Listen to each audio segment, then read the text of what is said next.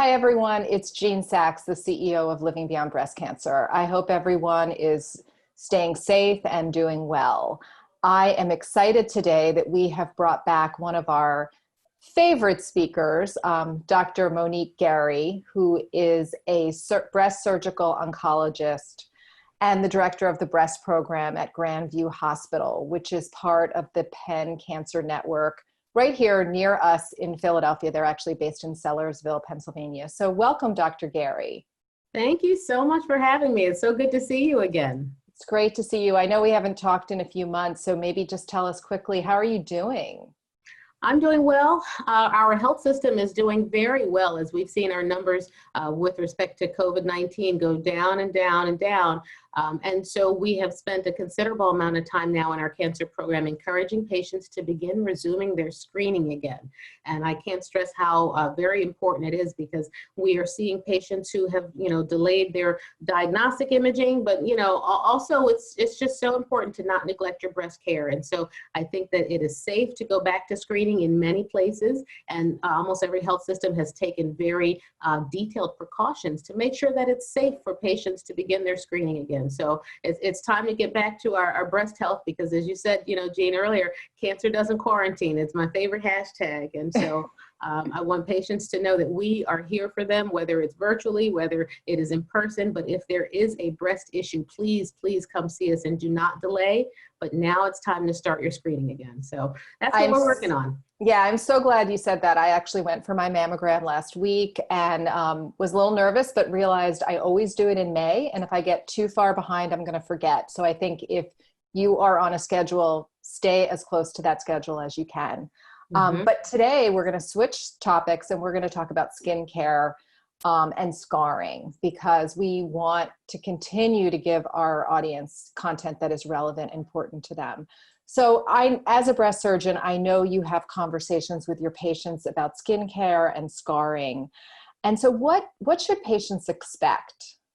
It's a great question. And I think that, a patient who is newly diagnosed and meeting with your surgeon for the first time really should expect a conversation, one, about, where your cancer is and the surgical approach and your surgical options. But once you sort of cover that and where your scar might be, it's now time to start talking about other considerations for after surgery, for things like radiation therapy. And so I have a very detailed conversation with my patients about their skincare, about their regimen.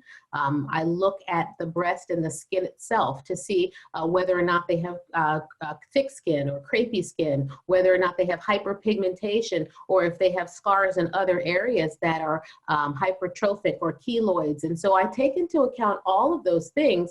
And, I also have a very detailed conversation with patients about the size of their breast, because the more pendulous and large a breast is, those patients tend to suffer a little bit more of the side effects of radiation on the skin. And those are great candidates for things like reductions, which can happen at the same time of their cancer operation.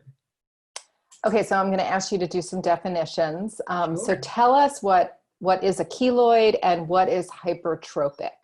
Sure. So hypertrophic scars are scars that are potentially flat, but they are wider than the average scar. So the collagen sort of forms, it heals very quickly, and it forms a very wide and shiny scar, but it is not a thick and raised scar. So patients who keloid have a condition that has to do with their collagen cross-linking that causes them to have a scar that is sort of knobby and much more rounded, more raised. And those are conditions that are really challenging to treat, because sometimes we will remove those scars and they tend to form, sort of balls of scar tissue.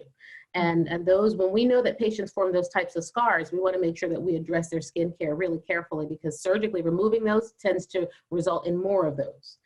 So I just kind of ask patients about how they scar so that I can better understand what type of incision and where to put that incision, because more than ever, I think it matters where we put patients' incisions. They're living longer with breast cancer. And, I participate in something called the Hidden Scar campaign. I'm a certified center of excellence.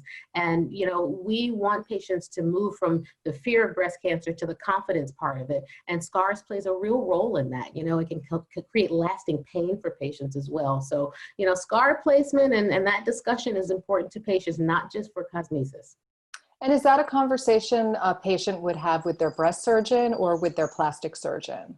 Both, because Okay. the breast surgeon is the gateway to the plastic surgeon. Mhm. So I'm a breast surgeon who does oncoplastic techniques, and so I will do, minor procedures for patients, what we call level 1 and 2, moving nipples, elevating, creating symmetry Mhm. for matching for patients. But then plastic surgeons may do reductive procedures, lifts and breast reductions. And so if you don't offer that to a patient, they will not necessarily know to ask for it. But many patients are candidates for it, and most insurances cover it at the time of their cancer surgery and even in a delayed fashion. So in your experience, can women expect that these scars will fade over time? Is there a kind of a rule of thumb? And then depending on your skin tone, whether you're lighter, brown, or black, what can people expect? So some scars do fade over time and others do not. And I think what it relates to is multifactorial.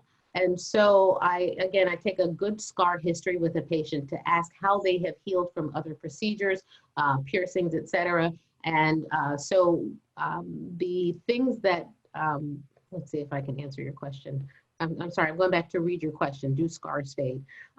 Scars can fade over time, but there are things that patients can do in order to help the skin remodel to make their scars more faint. And so even post-operatively and even after radiation, I will see patients and we'll talk about, things they can do with respect to scar creams and moisturizers, massage that can help their scars, one, to release, because scars like to contract. They want to pull in, and that pulling in and that dimpling can cause chronic pain for patients.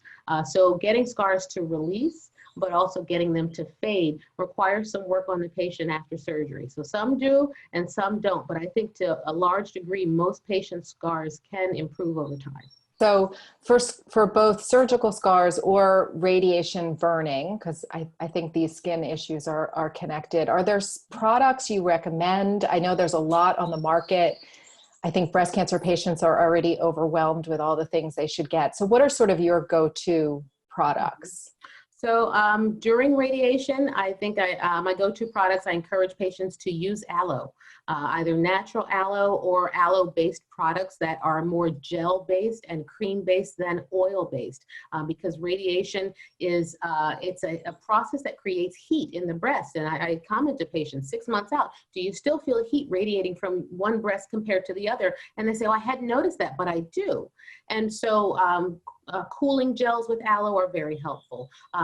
In addition to those sort of hydrating gels, I recommend that patients consider things that have healing properties like calendula. So I love Lancaster Farms has a wonderful healing salve that has calendula, it has vitamin E oil, it has lavender and essential oils in a combination and in a cream-based, formula. And I find that that is very helpful for patients for their scars and also for the radiation burns. Aquaphor is another sort of barrier cream for patients, and I encourage them to use this after their shower. So while you're still wet, you can put in something or you can apply something that has more of an oil base to it to lock in the moisture.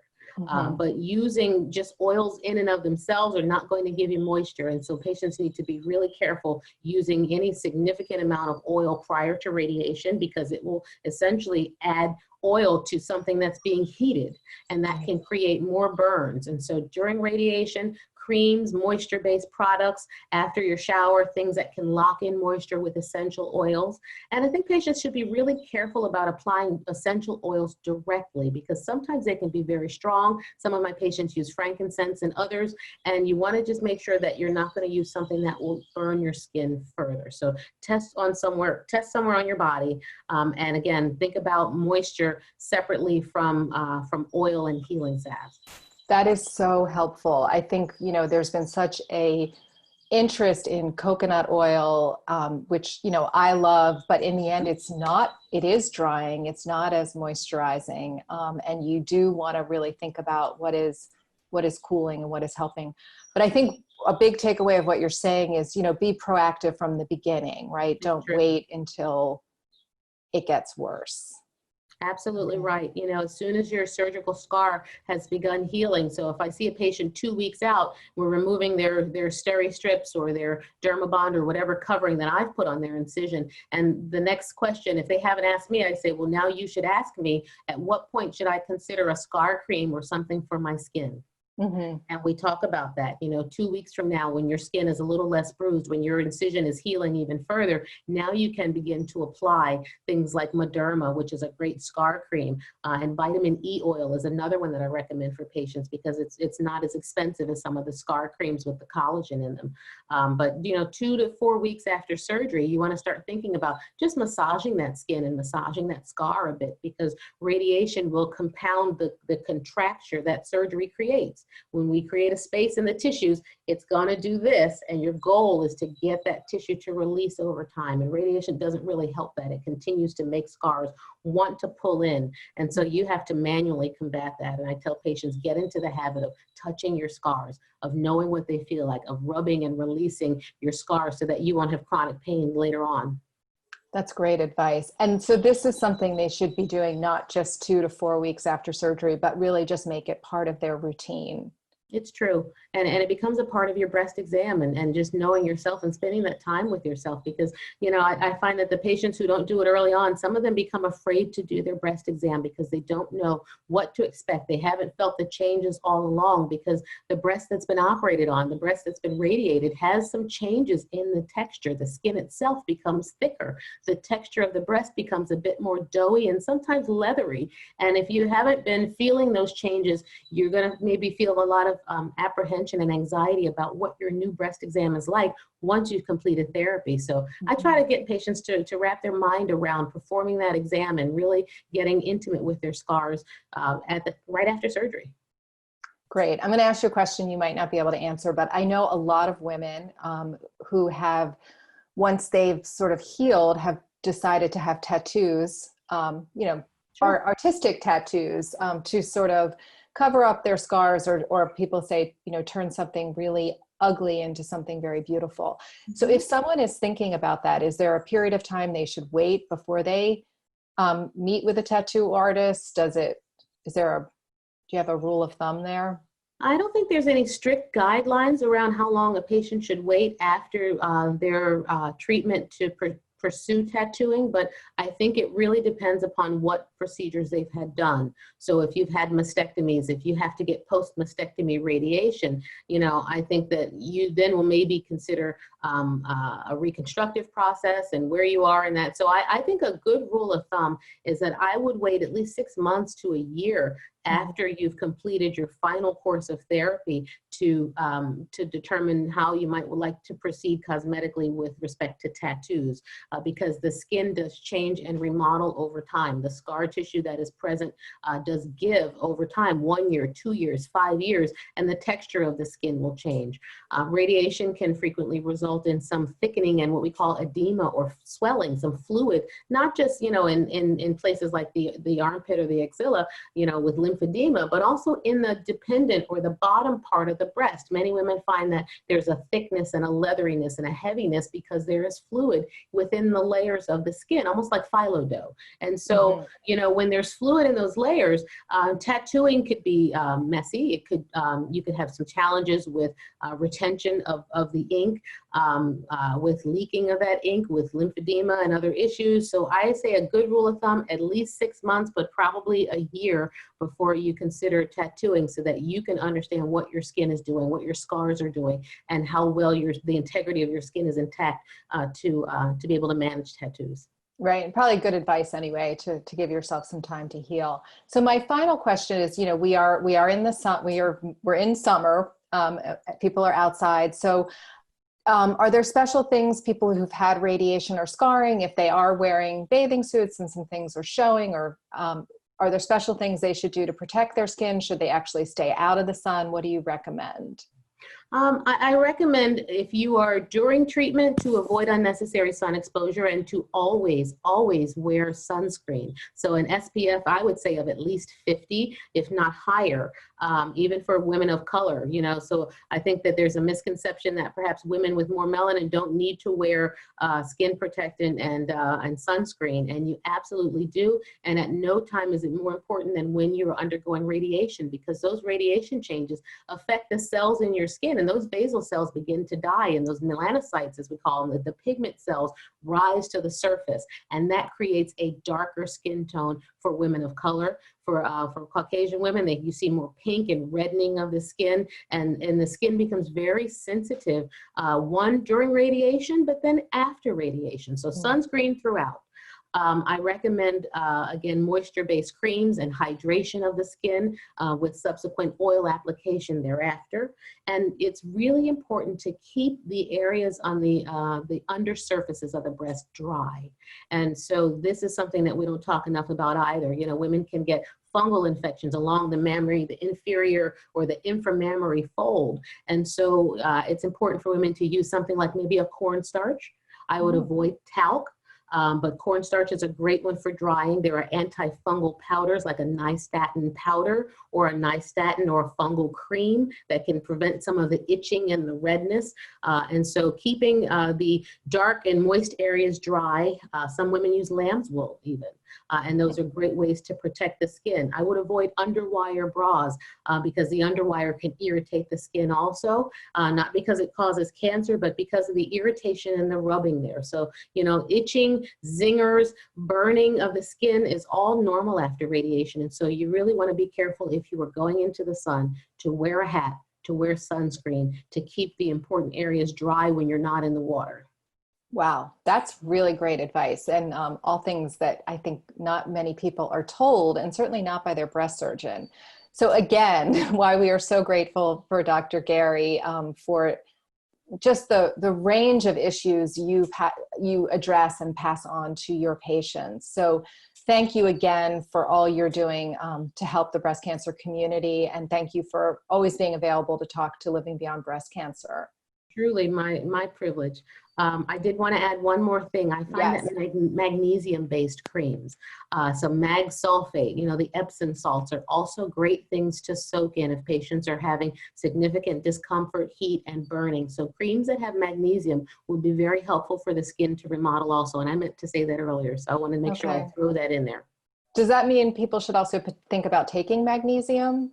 I think it's a great supplement along with your calcium and vitamin D because it helps the absorption, and also a good hair, skin, and nails vitamin. Thanks for that, because I always encourage my patients, you know, when they're starting chemotherapy, start taking a hair, skin, and nails vitamin now, because chemotherapy affects the fastest growing cells, the hair follicles, the nails, you know, the skin changes after chemotherapy. And so, you know, even for radiation and just for good hair and skin health, a good hair, skin, and nails vitamin with vitamin A, biotin, vitamin E, and vitamin D are going to be great things for your skin. So yes, and magnesium is a part of that too. Okay, again, more great advice. So I know we have to end, but thank you so much. And as always, we want you to stay well and healthy, and we'll definitely bring you back with another topic. And to everybody watching, thank you for tuning in to Living Beyond Breast Cancer. Remember, we have closed Facebook pages, so if you need immediate support, please go to our website, lvbc.org. We'll be happy to join you into one of those groups, and you can also call our helpline. So we're here for you. Stay safe and stay strong.